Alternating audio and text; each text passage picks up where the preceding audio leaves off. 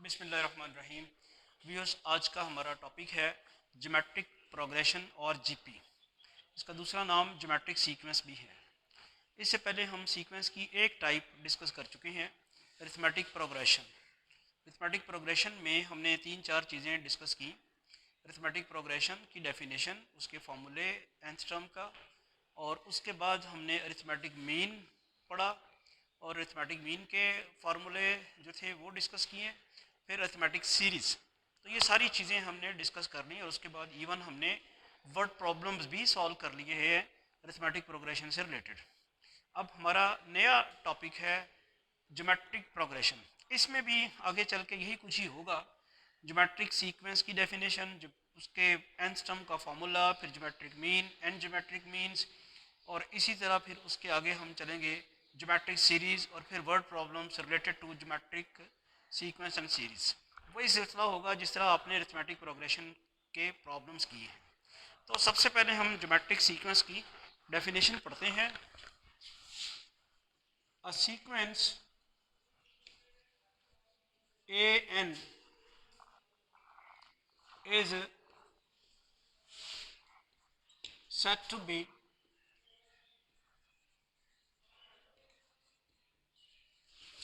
geometric sequence or geometric progression। इसको shortly लिखते हैं GP. If an plus 1 over an is a fixed non-zero constant for all n belong to capital N। अब इसका मतलब समझते हैं कि इसका मतलब क्या है। डेफिनेशन क्या है? अ सीक्वेंस जिसमें कंजक्टिव टर्म्स की रेशो कांस्टेंट आए। अरिथमेटिक प्रोग्रेशन में क्या डेफिनेशन थी? कंजक्टिव टर्म्स का डिफरेंस, ये कंजक्टिव टर्म्स की रेशो है। अगर आप गौर करें, वो कहता है an plus 1 over an is fixed non zero number और constant for all n belong to n। n belong to n से क्या मुराद है? कैपिटल N किसको रिप्रेजेंट करता है? कैपिटल N किसको रिप्रेजेंट करता है? नेचुरल नंबर्स के सेट को, 1 2 3 अप टू सो ऑन। जब for all n belong to n लिखेंगे तो कौन कौन सा आएगा? यानी अब ये फार्मूला क्या है, रेशो क्या है, an प्लस 1 ओवर an। जब मैं n की जगह 1 पुट करूंगा तो ये फार्मूला क्या बन जाएगा, बता सकते हैं आप? a1 प्लस 1 ओवर a1 जब n इज इक्वल टू 1 हो। वो कह रहा है ना कि n जो मर्जी लें कैपिटल N का, ये एक फिक्स नंबर आना चाहिए। मैंने जब n इज इक्वल टू 1 लिया तो मेरे पास क्या बनाएगी, a1 plus 1 over a1। n की जगह 1 डाला, a1 प्लस 1 ओवर a1। यानी इसको मैं क्या कह सकता हूं, a2 ओवर a1। इसी तरह अगर मैं n इज इक्वल टू 2 डालता हूं उसी फार्मूले में, तो क्या बनेगा, ओवर a2, यानी ओवर a2। तो समझ आ रही क्या हो रहा है? सीक्वेंस जो थी वो थी an, किसके बराबर होती है, a1 a2 a3 up to an and so on. वो क्या रहा है, कंजक्टिव टर्म्स का डिफरेंस की बजाय कंजक्टिव टर्म्स का की रेशो आ रही है, a2 ओवर a1। ये क्या आ रहा है, a3 over a2। Arithmetic progression में हम क्या करते रहे हैं, कंजक्टिव टर्म्स का डिफरेंस कांस्टेंट होना चाहिए। Second term minus first term should be equal to third term minus second term. Geometric progression में क्या होना चाहिए, कंजक्टिव टर्म्स की रेशो सेम होनी चाहिए। a2 divided by a1 should be equal to a3 divided by. समझ आ गई? अगर अरिथमेटिक प्रोग्रेशन समझ आई हुई है तो ये भी बड़ी आसानी से समझ आ जानी चाहिए। वहाँ सिर्फ डिफरेंस है, यहाँ रेशो है। वहाँ एक टर्म ज्योमेट्रिक प्रोग्रेशन की आपको मिल जाए तो अगली टर्म कैसे आती है, डी को ऐड करने से। यहाँ कैसे आएगी? कॉमन रेशो को मल्टीप्लाई करने से। उसको भी देख लेते हैं। Is a fixed non zero constant for all n belong to n, a n plus 1 over a n is called common ratio and is denoted by R. That is क्या हो जाएगा आपके पास? an plus 1 over an is equal to R for all n belong to capital I. ये definition से मैं चल रहा हूँ। अब मैं डेफिनेशन से आगे यानी ये रेशो का था ना, ए एन प्लस 1 और ए एन कंजक्टिव टर्म्स की रेशो एक फिक्स्ड नॉन जीरो नंबर होना चाहिए, उसको हमने आर लिख दिया है। एपी के केस में चूंकि डिफरेंस होता था, कॉमन डिफरेंस इसलिए कहते थे कि कंजक्टिव टर्म्स जितनी भी होंगी सबका डिफरेंस सेम रहता है। कंजक्टिव टर्म्स मीन आगे पीछे वाली टर्म्स, दूसरी तीसरी या फिर चौथी तीसरी, ये इनकी टर्म्स का डिफरेंस, दूसरी चौथी का नहीं होगा, आगे पीछे वाली जो टर्म्स है उनका डिफरेंस। तो उसको डी से हम डिनोट करते थे। अब चूंकि रेशो की बात हो रही है तो इसको आर से डिनोट करो। अगर यहां तक किसी को आपको नहीं समझ आई तो पूछिए। डेफिनेशन हमने की है कि कंजक्टिव टर्म्स की रेशो अगर सेम है तो ऐसी सीक्वेंस को हम क्या कहते हैं? अरिथमेटिक प्रोग्रेशन या अरिथमेटिक सीक्वेंस। अगर अभी भी गुंजाइश है समझने की तो और कर लेते हैं। मिसाल के तौर पे 5, 10, 20 और फिर 40, क्या ये ज्योमेट्रिक प्रोग्रेशन है? कैसे पता चलेगा? मैंने एक सीक्वेंस लिखी है, चेक कर लेते हैं। 10 डिवाइडेड बाई 5 करें ज़रा, 2 आता है। 20 डिवाइडेड बाई 10 करें ज़रा, 2 आता है। 40 डिवाइडेड बाई 20 करें ज़रा, तो क्या पता चला कि नहीं चला? ये तो ज्योमेट्रिक सीक्वेंस है, ज्योमेट्रिक प्रोग्रेशन है, क्योंकि कंजक्टिव टर्म्स का रेशो जो है वो हमेशा सेम आ रही है। क्या ये अरिथमेटिक प्रोग्रेशन भी है? नहीं है। 10 माइनस 5 5 आता है, 20 माइनस 10 10 आता है, 40 माइनस 20 20 आता है, तो वो तो फर्क ही पड़ रहा है। कॉमन डिफरेंस तो सेम नहीं आ रहा, डिफरेंस सेम है ही नहीं, वो कॉमन ही नहीं। क्लियर होगी बात? और ज्योमेट्रिक प्रोग्रेशन ये है जी। आपको नहीं समझ आई? नहीं आई? जरा बताओ ना क्या नहीं समझ आई? ये देखो, ये पहली टर्म है, ये क्या है? सेकंड टर्म को फर्स्ट टर्म पे डिवाइड करें, फिर थर्ड टर्म को सेकंड पे डिवाइड करें, फिर फोर्थ टर्म को थर्ड पे डिवाइड करें, तो सब में सेम आ रहा है, तो इसे हम कहेंगे ज्योमेट्रिक प्रोग्रेशन। अगर नहीं सेम आएगा तो फिर ज्योमेट्रिक नहीं होगी। मिसाल के तौर पे सिर्फ मैं इतना ही कर दूं, यहाँ पे अगर यहाँ 15 कर दूं, अब ये ज्योमेट्रिक नहीं रही। कैसे बोला? 15 को 10 पे डिवाइड करूंगा तो 2 नहीं आएगा, अब नहीं रही ज्योमेट्रिक। ज्योमेट्रिक रहने के लिए क्या शर्त है? कंजक्टिव टर्म्स का रेशो सेम आए। ये है डेफिनेशन। जब कोई आपसे पूछे कि what is the geometric progression और ज्योमेट्रिक सीक्वेंस, तो आपने सिर्फ एक ही बात कहनी है, whose the ratio of whose consecutive terms is same।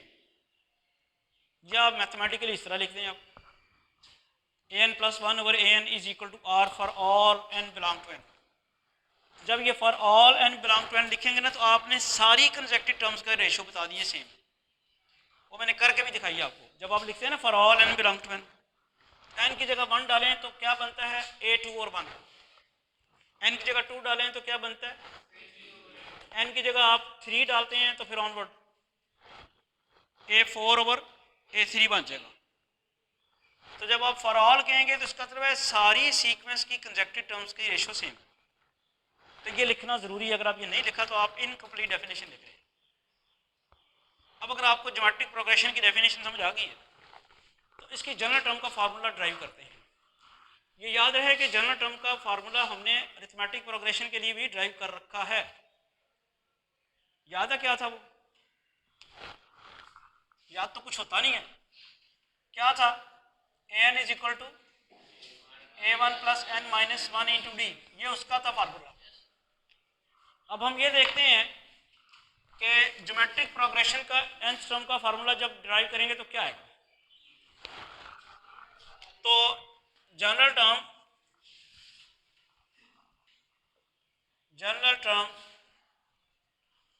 Of GP और इसका दूसरा नाम है nth टर्म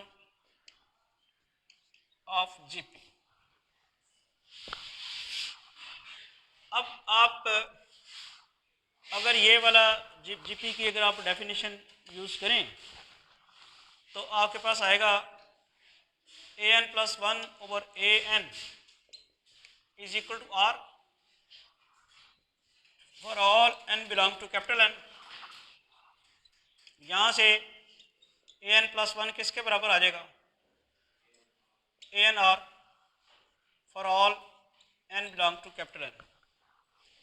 n की जगह अगर हम 1 डालें इसी फार्मूले में, इसको आप फार्मूला नंबर 1 कह लें, इसी में अगर आप n की जगह 1 डालते हैं तो क्या बनता है? a1 plus one is equal to a1r, या फिर कह दें a2 is equal to a1r।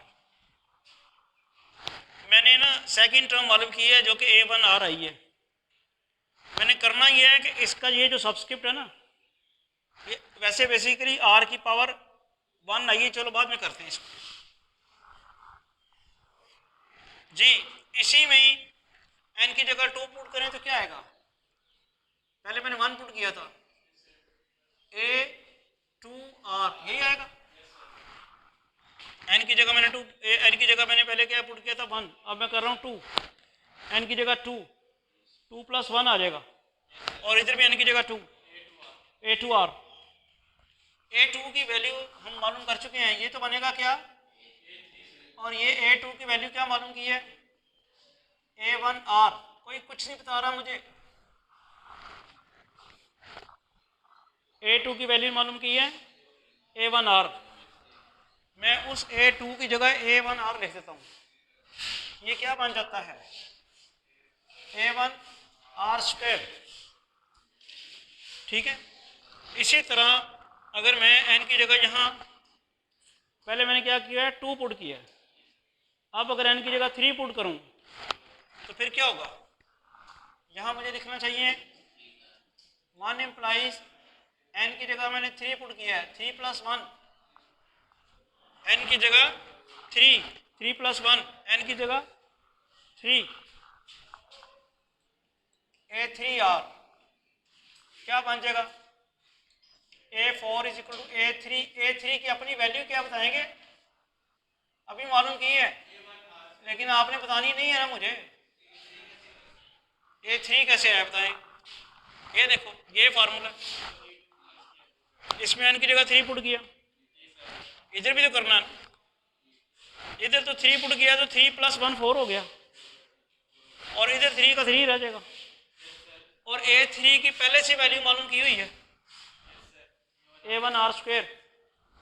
a3 plus 1 आया a3r, a3 की r पहले वैल्यू मालूम की हुई है a1r स्क्वायर, वो पुट कर दी। अब इसे जरा सिंप्लीफाई करें तो अब अगर आप इसकी सिंप्लीफिकेशन करें तो ये बनता है a1r3। अब जरा गौर करें कि कोई हमने जो है ना इनके दरमियान को रिलेशन डेवलप करनी है सबस्क्रिप्ट और r की पावर के दरमियान। देखिए कुछ भी नहीं फर्क पड़ रहा। फर्क क्या पड़ रहा भला? जब मैंने a2 मालूम किया तो a1 पड़ा हुआ है, जब मैंने a3 मालूम किया तब भी a1 पड़ा हुआ है, जब मैंने a4 मालूम किया तब भी a1 पड़ा हुआ है। फर्क कहाँ आ रहा है? 2 जगह पे फर्क आ रहा है। कहाँ कहाँ? ये चेंज हो रहा है, 2 था उसके बाद 3 हो गया और उसके बाद 4 हो गया। एक तो ये चेंज हो रहा है और एक r की पावर चेंज हो रही है। r की जो पावर थी वो चेंज हो रही है, पहले 1 थी फिर 2 फिर 3। और ये आप और बड़ा गौर से देखें, जितना ये सबस्क्रिप्ट है उससे एक कम है आर की पावर। तो आपने इंटरलिंक करना है, इसको इस फॉर्म में लिख लें, A1 आर की पावर 2 - 1 लिख सकते हैं। A1 अपनी जगह ही रहा, आर की पावर 1 है ना, 1 को अगर मैं 2 - 1 लिख दूं तो कोई तो नहीं, वही रहेगा। लिखा क्यों है? लिखा इसलिए है कि ये सबस्क्रिप्ट और आर की पावर के साथ कोई तल्लक आ गया, जो यहाँ पे है वही यहाँ पे और उसमें से एक कम हो रहा है। आगे देखिए, यही कुछ होगा। इसको मैं ऐसे लिख सकता हूँ, A1 आर की पावर 3 - 1। अब इसका तल्लक आ गया किसके साथ? ए के सबस्क्रिप्ट के साथ। इसका तल्लक आ गया ए के सबस्क्रिप्ट के साथ आर की पावर। यहाँ A4 है, ये ए आर क्यूब बना, इसको मैं लिखता हूँ A1 आर की पावर 4 - 1। तो कुछ समझ आ रही है? अब अगर समझ आ रही है, इसी तरह अगर आप कंटिन्यू करेंगे तो क्या AN के बारे में आप बता सकते हैं क्या आएगा? अब ये तो बताना चाहिए ना आपको। A2 क्या है? A1 आर की पावर 2 - 1। A3 क्या है? A1 आर की पावर 3 - 1। A4 क्या है? A1 आर की पावर 4 - 1। तो AN क्या होगा? चलो ए की सतह में लिख देता हूँ, A1 तो आएगा ही। शाबाश,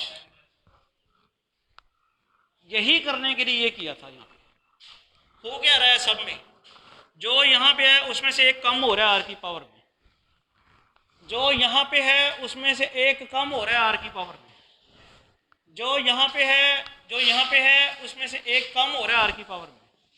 तो अब 4 की जगह अगर n आ गया तो n में से एक कम हो जाएगा। समझ आई? तो this is basically the formula for finding the nth term of the GP. अब इसमें क्या क्या चीज़ें हैं? इसमें जो an है ये क्या है? nth term. इसमें n क्या है? Number of terms. इसमें A1 क्या है? Yes, first term. इसमें R क्या है? Common ratio. 4 चीजें हुई ना। AN क्या है? nth term. AN nth term, n number of terms, A1 first term, R common ratio. 4 चीजें होगी। और जैसे अरिथमेटिक प्रोग्रेशन में वो किया करता था, इन 4 चीज़ों में से कोई 3 दे देता था और चौथी कहता था मालूम करें, या बाज़ का तो वो आपको 3 चीज़ें रेडीमेड नहीं देता था, आपको इंफॉर्मेशन देता था उनके बारे में। पहले आप वो 3 चीज़ें मालूम करते थे, फिर चौथी आप उनकी मदद से मालूम करते थे। मिसाल के तौर पे अगर वो आपको n दे दे, A1 दे दे, R दे दे, तो AN कह दे मालूम कर लें, या AN they they, A1 they they, R दे दे, तो n कह दे मालूम कर लें। आपके पास ये फार्मूला लिखा होगा, उसमें जो वैल्यूज उसने दी हुई हैं या जो इन्फॉर्मेशन दी है, उसकी इन्फॉर्मेशन की मदद से आप जो वैल्यूज मालूम करेंगे उनको यहाँ पुट कर दें। यहाँ पुट करने के बाद जो आंसर आएगा वो आपका रिक्वायर्ड आंसर होगा। अब इस सिलसिले में कोई क्वेश्चन देखते हैं एक्सरसाइज का, या कोई एग्जाम्पल जो आपको समझ आ सके। क्या यहाँ तक जो आपने पढ़ा इसमें कोई इशू तो नहीं है किसी को? क्या पढ़ा वैसे अभी तक? क्या पढ़ा? हमने ज्योमेट्रिक सीक्वेंस की डेफिनेशन पढ़ी, उसमें कॉमन रेशियो का जिक्र आया है, ठीक है। और तीसरी चीज़ फिर क्या पढ़ी हमने? nth टर्म का फॉर्मूला ड्राइव किया। अब देखते हैं कोई क्वेश्चन। जी, एग्जाम्पल नंबर 1 है, find the fifth term of the geometric progression 3, 6, 12। Find the fifth term of the GP 3, 6, 12। कैसे करते होते हैं? हमें जो क्वेश्चन दिया हुआ है उसमें जो इन्फॉर्मेशन है पहले उसको डाटा की फॉर्म में लिख लें, जो यहाँ से इंफॉर्मेशन हमें मिलती है। यानी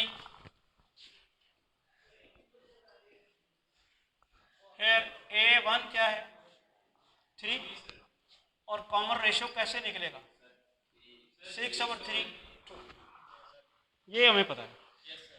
मालूम क्या करना है, फिफ्थ टर्म मालूम करनी है। क्या तरीकाकार होगा, कैसे मालूम करेंगे? पहले फार्मूला लिखेंगे, जो अभी हमने एक ही जीपी का एक ही फार्मूला ड्राइव किया है वो लिख लेते हैं। an is equal to A1 r raised to power. अब हमने मालूम क्या करना है, तो n की जगह 5 पुट कर देते हैं और A1 की वैल्यू कितनी है 3, वो भी पुट कर देते हैं। r की वैल्यू कितनी है, r की वैल्यू 2 और n की वैल्यू कितनी होगी,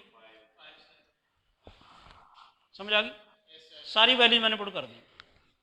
क्या बन गया 3 into 2 raise to power 4, 3 into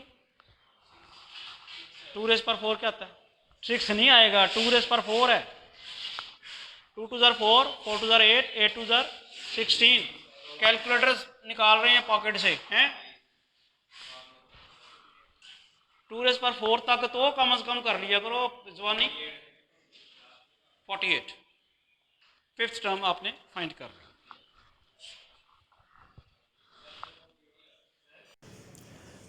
ji students, आपको समझ आ गई है अरिथमेटिक प्रोग्रेशन की डेफिनेशन, और उस सिलसिले में हमने जो एक एग्जांपल सॉल्व किया है। कोई क्वेश्चन आपने मज़ीद करना तो नहीं जो आपको समझ ना आया हो? It's okay, okay, thank you.